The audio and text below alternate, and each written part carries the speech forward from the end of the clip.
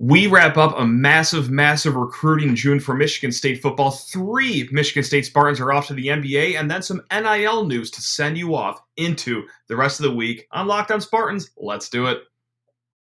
Are Locked On Spartans, your daily podcast on the Michigan State Spartans, part of the Locked On Podcast Network, your team every day.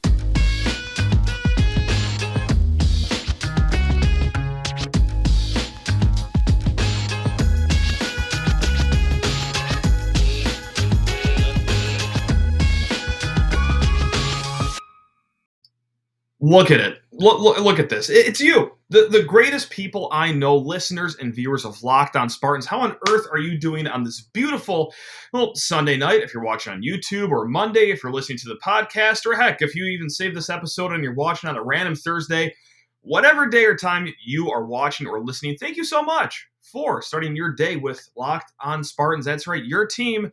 Well, I usually say your team every single day, but for the months of June and July, 3 days a week. We do it Monday, Tuesday, Thursday, and then when August comes around, that's right, we're back to 5 days a week of just bantering about your Michigan State Spartans. That's right. A little bit of housekeeping I want to do right off the top here. So I'll be straight up with you. I will be away from the internet, hopefully altogether, from Monday to Wednesday. If anything breaking happens in the world of Michigan State that I don't touch on, whether it be today or tomorrow's show, we will hit it on Thursday. Today, as I'm recording late Saturday night, we're going to talk about everything that we just saw in the month of June for Michigan State football. It was great. Also, tomorrow's show, great chat with John Garcia Jr. of Sports Illustrated. He is the director of football recruiting. He gives us an awesome national perspective on how MSU did in the month. And, hey, sometimes we can look at things in green stained glasses or think that maybe we're just too big of homers. Or are we? John Garcia Jr. has a lot of good stuff, so you'll enjoy that chat tomorrow. But yes, if Tom Izzo decides that, you know what, I am going to take that Lakers job after all, we're going to be waiting until Thursday to at least hear my voice talk about that. So I just want to clear that up right now. And number 2, hey, please rate, review, and subscribe to the podcast. Hit us up, lockedonspartans@gmail.com. All right, enough with the boring stuff at the top of the show. Thank you for sitting through that. I just want to be transparent and direct with you, so that is where we stand there. Now, where does Michigan State football stand in the world of recruiting? Obviously pretty good. If you've listened to even a single episode from the last month, you knew that June was a big month for our Michigan State football Spartans. And how big? Well, let's take a nice, fond look back at it, shall we? We saw 5 stars. We saw 4 stars. We saw Ferraris. We saw the Flapjacks. We saw the farm animals. We saw it all. Of course, I'm referencing those awesome photo shoots from the Michigan State creative team, just from the last 4 weekends of official visits. But in those 4 official visits, 39 visitors took a trip to East Lansing officially, and 31 of those gentlemen, that's right, were rated 4-star or higher. Now, of course, it doesn't matter unless you get some commits here or there, and that's exactly what Michigan State got. They got 5 commits in the month of June. Kinda. We'll elaborate on that here. Well, right now, actually. Let's start at the beginning of the month. Chance Rucker, you kick off the month of commits with the 4-star cornerback out of Texas, rated the 40th best cornerback in the nation per 24/7 Sports. Not bad at all. 2 days after him, Demetrius Bell. That's right, top 350 kid. I think he is an amazing receiver. And I'm also not the only one that thinks he's an amazing receiver. We will get to more on that here in a little bit. But also, chasing him was Jordan Hall, MSU's second best commit of the 2023 class, just behind defensive end Andrew DePape. He is a linebacker that, not only committed to Michigan State on his visit a few weeks ago, but also said, sorry, Michigan, I'm not coming on that visit I was scheduled to. Sorry, Notre Dame, I'm not doing that either. He not just committed, but also canceled his visits to other schools he was going to, pay a nice visit to later on. So we'd like to see that. We really love to see it if it's about that school down the road. So yes, Jordan Hall, top 200 player, number 14th ranked linebacker. Also, Clay Wedin, he is the number 21 ranked interior lineman per 24/7 Sports, of course. And he was long considered to be a big lean for Auburn. He visited Auburn a few times, and he never visited Michigan State until his official visit. And that was enough for him to be like, yeah, this is my digs. So that's another great player from the state of Florida, Michigan State got. Now we go to the fifth name here, and this is why I say 5 commits-ish, kind of. And that is Jalen Braxton, awesome cornerback. He is rated in the top 35 for the cornerback position. He committed 2 weeks ago, but then took a visit to Arkansas. And now the wheels are starting to turn that even though he was committed for roughly 16 seconds, might be going to Arkansas. Actually, it's so widely considered that maybe he's not going to Michigan State. So much so that 24/7 Sports doesn't even consider him a Michigan State commit anymore. Yikes. Okay. Well, and he didn't, come out with a statement or anything that, a lot of high school kids do when they decommit. He didn't, take a screenshot of a notes app or anything and post it on Twitter. It's just there's enough smoke going around that maybe it's not as hard of a commit as the other 4. So that's why we say 5-ish. Now, with that said, just because one kid looks like he might decommit, is that the end of the world? No. God, no. No! Things are still going just dandy. I mean, that's just the world of recruiting. I mean, listen, Michigan State is in the world where they're going to have to fight for a lot of these kids to stay committed through the cycle, but when you're coming off an 11-win season, you have the coaching continuity that Michigan State has. You just have the outright swagger that Mel Tucker has.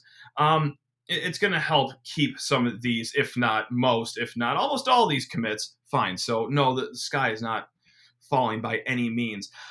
Because, yeah, programs try to flip players from other programs. And while we're on that note, let's talk about that right now. Actually, let's talk about flipping kids from other programs right now because this is a two-way street. Teams will try to do it to Michigan State as Michigan State tries to do it to other teams as well. And wow, great example of that is Mr. Elliott Washington. That's right.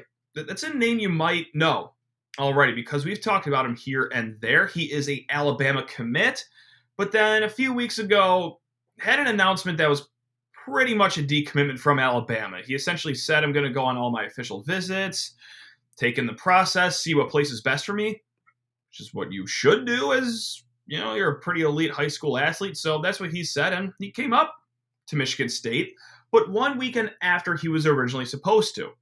He was supposed to the prior weekend, had a family emergency, had to reschedule it, and then at the last second, he was on that flight to DTW. He came up to East Lansing, made that official visit official, and ever since he did quasi-decommit from Alabama, he has been kind of known as a Michigan State lean.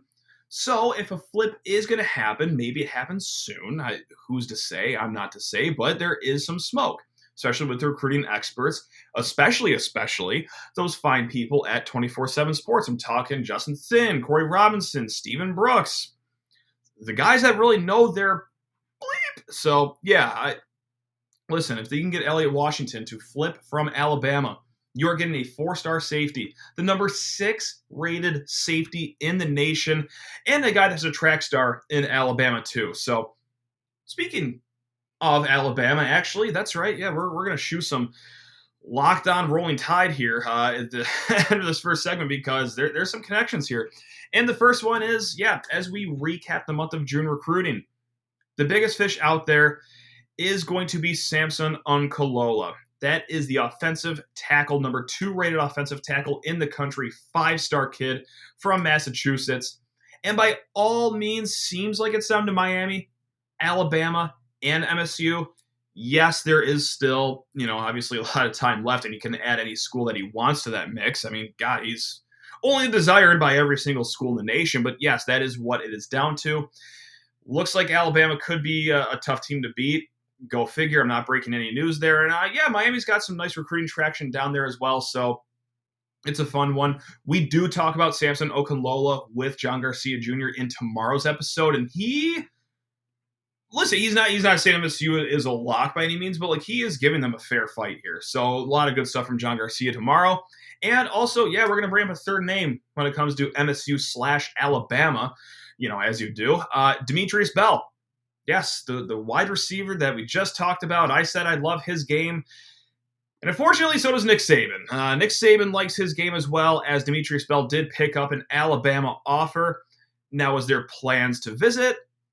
I don't know. I'm talking about this less than 24 hours after Demetrius Bell himself tweeted out that he did get this offer. So I don't know, but really, okay, great eye for scouting from Michigan State's point of view. But B, again, I mean, this is just going to happen with every guy that's verbally committed to not just Michigan State, but to any school that has a desirable sheet of offers. Like that's just how it goes now these days. So no, not really going to lose a lot of sleep on that. But yeah, hey, Demetrius Bell, good enough of a player to get that Alabama offer as well. So good on you, Michigan State, right there. So as it stands right now, per 24/7 Sports, Michigan State is number 17 in the country as far as recruiting team rankings go.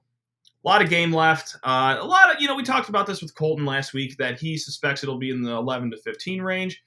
I think it'll be around there as well when it's all said and done. But right now, listen, you have 10 commits right now, which is solid, but it also means that there's a long way to go. There's a lot of dust to be settled in this game.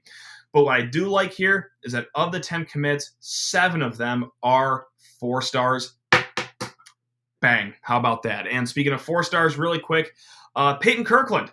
That's right, 4-star offensive tackle. He got some crystal balls from the MSU recruiting elite to Michigan State. However, he will not announce his decision until late July, he says.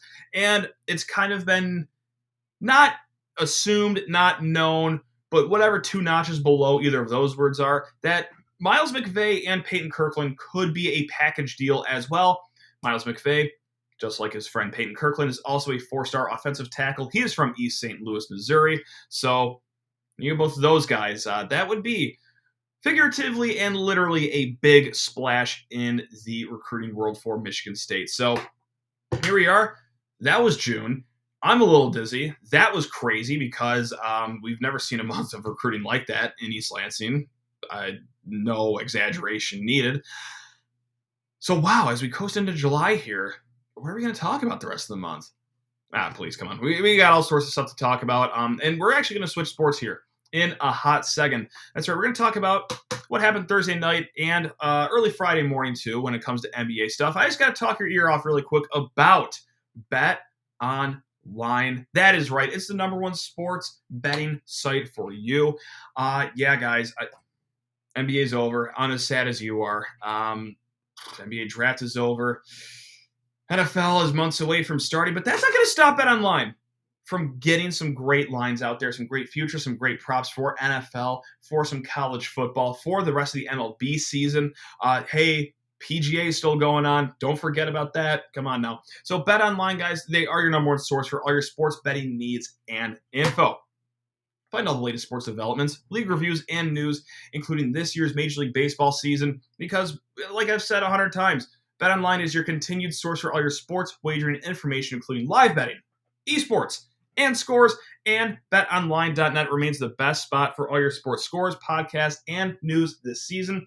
BetOnline is the fastest and easiest way to check on all your favorite sports, events, including MMA, boxing, golf, the 3 most physical sports in the land. So head to the website today, use your mobile device, learn more about the trends in action.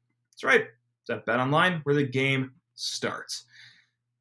And before getting into the mix here with the NBA draft recap, hey, just want to thank you guys for making Locked On Spartans your first listen every single day. Please rate, please subscribe, please review, please comment, please do whatever you want to do this podcast. You guys are great. You guys have earned that liberty, so go nuts, go crazy, do whatever you got to do here.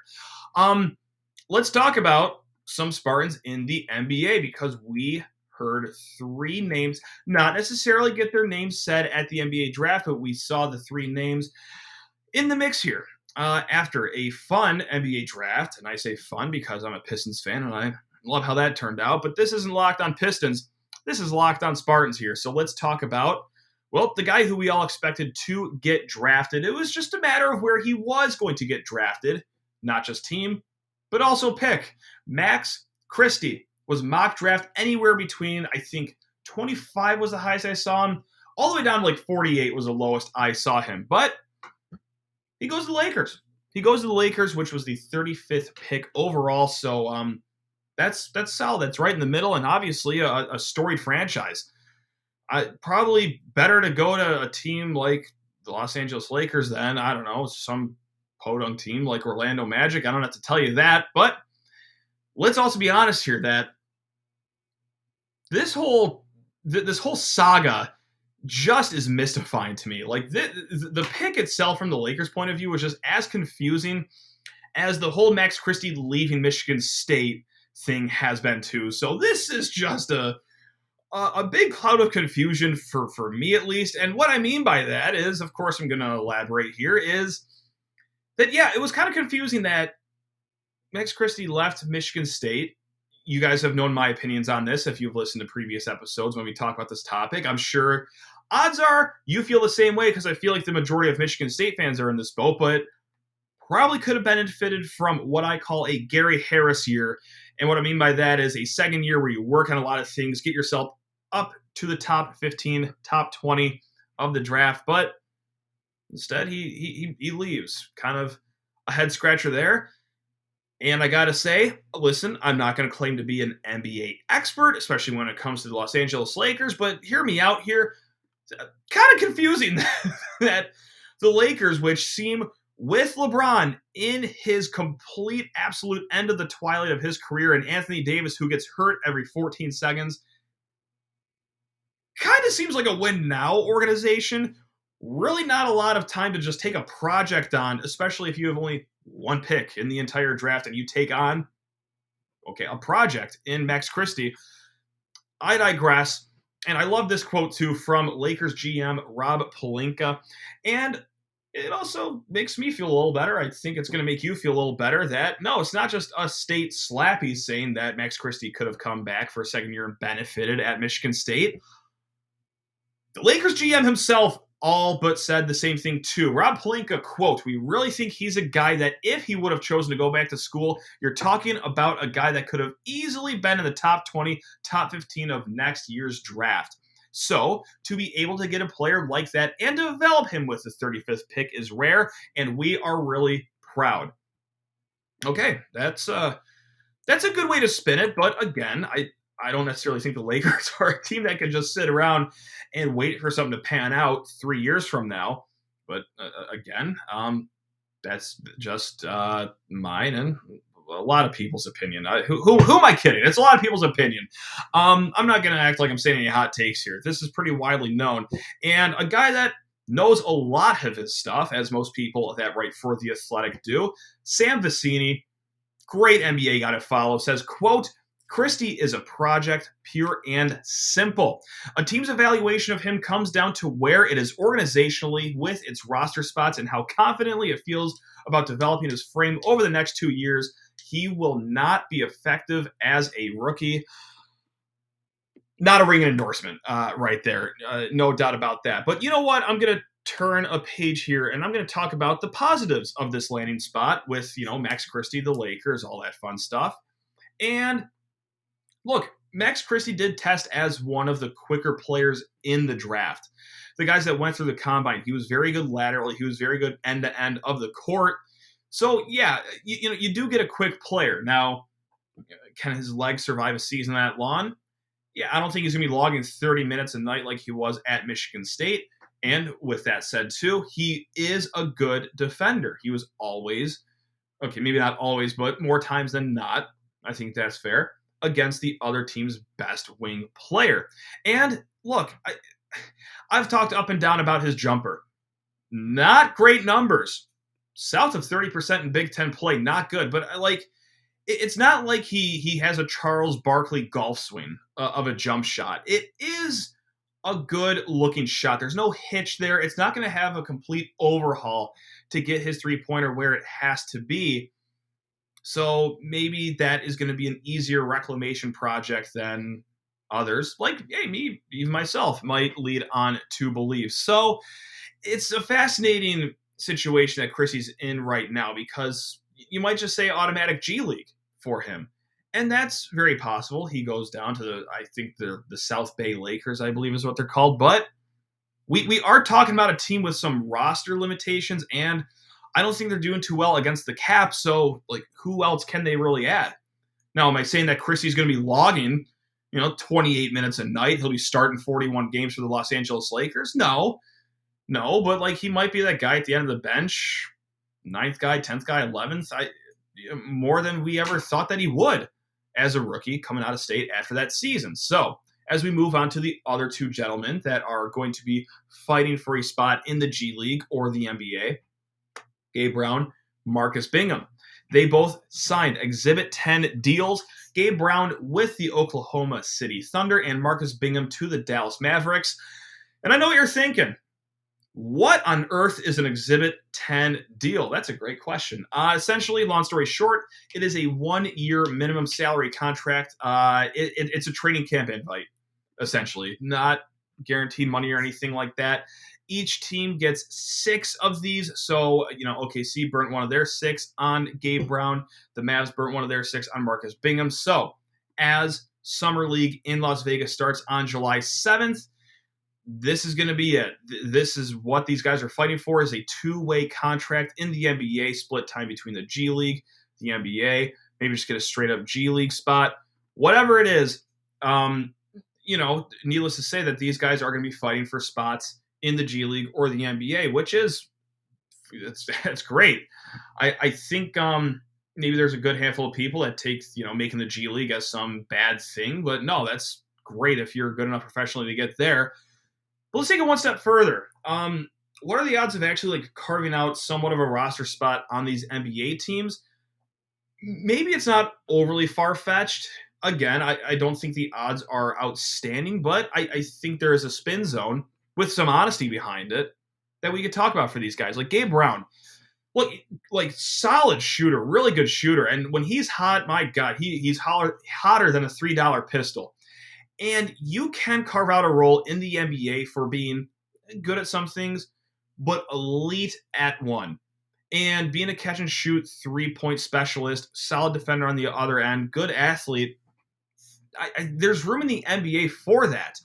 And yes, I know that at Michigan State, I was one of these people that banged my head against the drywall almost after every single game because, God, Gabe Brown, you never drove to the hoop.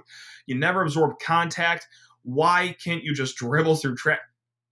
Okay, but I don't think he's going to have to do that in the NBA if he just has that niche role of being a 3-point specialist that can also be a rangy defender on the other end. So maybe that's his, place in the door in Oklahoma City. And Marcus Bingham, look, I think it's as easy as this, that the Mavs are, as far as the whole league goes, kind of thin at depth for center.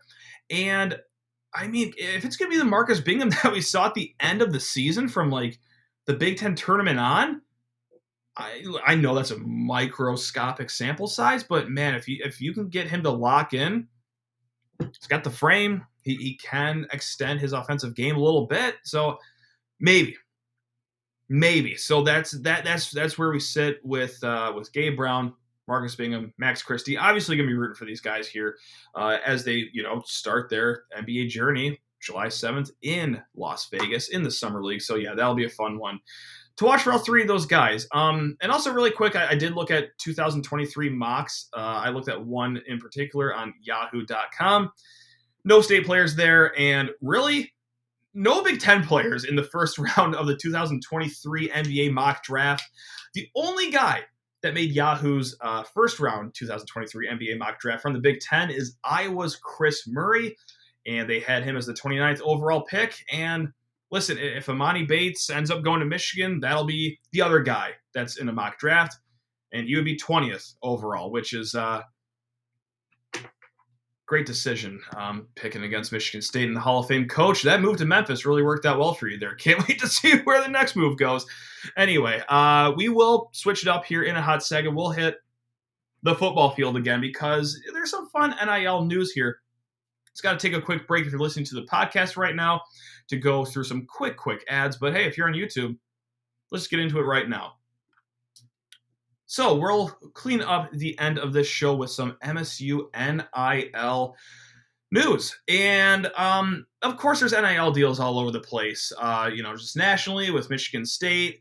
But this is unique. These two NIL news breakers that I'm going to talk about are a little unique as far as fan experience, too, because I think this is one that includes both me and you as slappy Michigan State fans. This isn't just, rich car dealership guy throwing out money at X, or a jeweler down the road throw money at Y, or I don't know, a restaurant owner throw money at Z. No, this is what we have here with the East Lansing NIL Club and SD4L. That's right, we're going to talk about those. Are very unique because they are both membership-based NIL clubs, not collectives. This is not the Texas A&M thing where you got a bunch of rich people throwing their money together and you just shrug and all of a sudden a recruiting class has north of 30 million, allegedly. But hear me out here. So first up is the East Lansing NIL Club. Now this is unique. They're going to offer message boards, player content, whether it's like a post-game show perhaps or video content. They'll have in-person events like meet and greets, autograph signings, and also a members-only tailgate. This is all off their website. And this is unique. This is what I like about this. The proceeds from the East Lansing NIL Club are split equally amongst players on the Michigan State football team. So every football team member is pretty locked into this. They're all going to get a slice of this pie. Now, how big is the pie? Okay, we could kind of do some simple math here, and that's the only math I do, keep in mind, that it just got announced last week that they are going to sell 4,000 memberships being sold annually at $199 per year. That comes out to roughly a little less, just a hair less of $800,000. So if that money is being divided by the 85 scholarship players, that's a little over $9,000. Or if it truly is every single player on Michigan State's football team, like you add walk-ons, you're a little over 100 kids on the roster. We're talking around like $7 or $8,000 for everyone, which is that's nice. That's solid. That's great. That's what we're talking about. And that is a good way to balance it all out and a great way for you to get involved, for me to get involved, as is with this next NIL newsbreaker that we will talk about. This is SD4L. Now, if you've been on Twitter, if you follow what was formerly the Inside the Locker Room show with Brian Masalam, they actually just changed the name of their show to the SD4L show. And what this does, yes, you get content. Yes, you get events, but also the main crux of this NIL newsbreaker is what I keep calling them, is that this is more so of a merchandise company. Now, you may have seen some of the apparel so far from SD4L, which I should add stands for Spartan Dog for Life, in case you didn't know. Mel Tucker has worn plenty of their clothing in photo shoots, videos, and I gotta say, and I'm not getting paid or anything. I'm getting no kickback for this, for what I'm about to say. The gear is sick. It is awesome. The logo of the dog is amazing. They got camo hoodies with Nia, whatever. You guys can make your own judgments. I, for one, think it's awesome. So what this does, just like the East Lansing NIL Club, you pay an annual membership fee. For SD4L, the basic membership is $72. And if you want it stepped up, it's $132. And what you get as the basic member, you get the exclusive content, you get access to their limited edition merch, and also entries into signed memorabilia. If you want to kick it up to that top dog member is what they call it. You get all that, what I just named, but you're also first in line for the limited edition merch, and you're also entered into sweepstakes for field passes for football, courtside seats for basketball. So two really good opportunities as fans to kind of get involved with NIL. Now, with that said, I don't know what the money is going to be like for SD4L, because this is the fun part. Steven St. Andre, the CEO of Shift Digital, is a backer of this, and that name might sound familiar. because it is familiar. He was one of the two gentlemen that kind of funded Mel Tucker's whole 10-year, $95 million extension. So with a billionaire with a B, having a say in this, it's not just the membership money from me and you. Yes, the $79 or the $132 that me or you chip in is fun. It's great. It's awesome. It's going to add up, especially, if you get thousands of memberships, which I think that is what they intend. And also when you buy the hoodies, the t-shirts, everything, that's going to add up, of course. But that money is also pretty cute compared to what some of the backers of this brand can do here. So, in short, let's say, okay, well, what if I don't want to spend another $100 on a membership? I'm already spending money for tickets. Maybe I'm taking a road trip this year to go see Michigan State. Maybe I buy enough clothes. Does this out me as a bad fan? No, come on, don't be ridiculous. Don't be ridiculous. I know. Everyone knows how expensive fandom can be. Just because you don't pay for membership doesn't mean you're a fake fan. But with that said, go for it, because this is a great way to get in the door and also, feel like that you're involved with the NIL thing. And no, this isn't like ownership of the Green Bay Packers where you just get a certificate and it says you're an owner, even though that you're not really doing anything. Like here with both these brands, you can trust that the money will be going to players. I mean, you are paying for a service in the end, like you are getting their content. You are going to be involved in events should you go to them. So no, you're not a fake fan if you don't, but it's a really cool opportunity at a good price point. If you're not someone that's owning a business of their own and is shelling out, I don't know, $80K for an NIL deal. Like this is a nice, you know what this is? This is my kind of way to get involved with NIL. That's right, baby. So there we go. Love that. I'm not going to tell you which one to go to. Hey, do both. That's great. If you want to choose one or the other, it's all up to you. This isn't me preaching down to you to tell you where to spend your money. Heck, I'm just gracious that you spend your time with us at Locked On Spartans, and I would never take it any further than that. But I just wanted to, bring this up because I think this is actually newsworthy and something that's very inclusive for state fans like you, like me, and just to get to know a little bit more about it. So there you have it. Any other questions, I'm sure you can direct it to the East Lansing NIL Club or SD4L. Look at me just offering up their answering services without any permission of that whatsoever. But hey, that's how we roll here on Locked On Spartans. Ask for forgiveness, not permission. There we go. That's how we do business, baby. So, gang, can't thank you enough for making Locked On Spartans your first listen. Like I said, we got John Garcia Jr. of Sports Illustrated on tomorrow's show. It's a great chat because he is very plugged in with Michigan State recruiting, but also just recruiting. Like he knows everything nationally. So he's awesome. Great half-hour chat with him. Keep it tuned there.